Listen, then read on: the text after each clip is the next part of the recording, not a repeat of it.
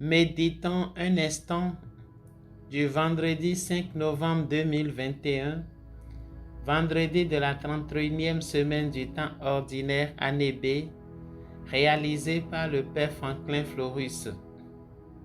Les textes soumis à notre méditation ce jour sont tirés de Romains 15, 14 à 21, Psaume 97-98, Luc 16, 1 à 8. Rends-moi les comptes de ta gestion, car tu ne peux plus être mon gérant.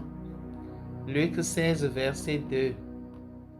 Avons-nous encore les qualités nécessaires pour être les gérants des biens du Seigneur? Celui que nous présente l'évangile du jour n'en a plus. Il a perdu la confiance du maître. Et pourquoi continuer la collaboration si la confiance n'existe plus? Elle est bâtie sur la confiance réciproque. En effet, la confiance est le maître mot de toute relation sérieuse. Celle qui existe entre le Seigneur et nous n'est pas exonérée de ce principe. Elle a bien plus besoin de la confiance pour être nourrie et pour être épanouie. C'est ce que nous montre le maître du gérant de l'évangile du jour.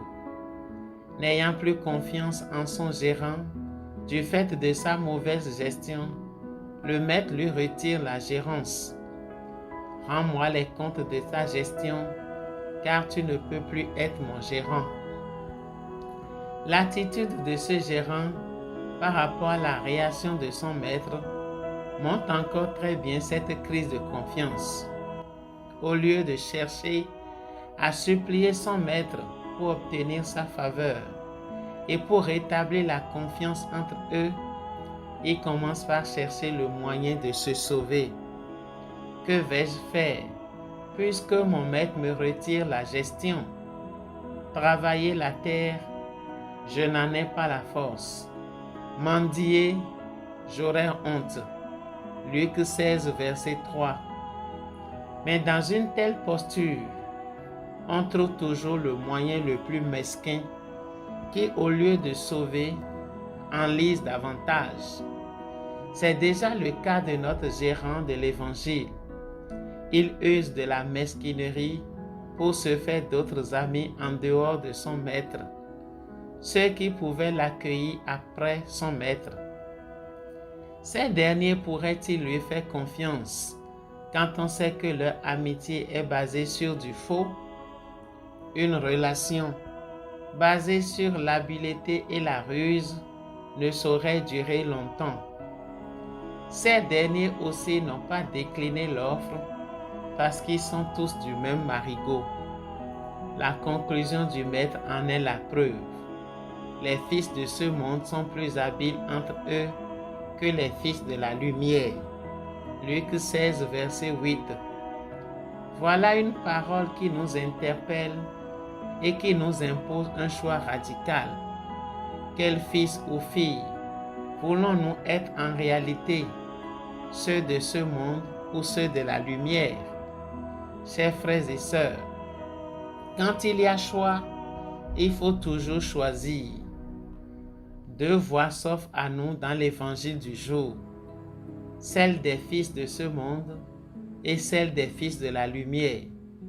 Ceux qui empruntent la première voie sont ceux qui coopèrent avec le mal en usant de la malhonnêteté et de l'habileté.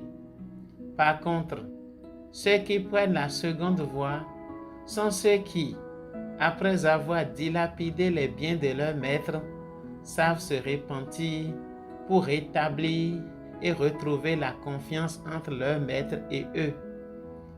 Sans vouloir forcément continuer dans l'erreur, ils reviennent sur leurs pas et ils réparent. Ce sont les enfants prodigues. Notre monde d'aujourd'hui en a encore besoin.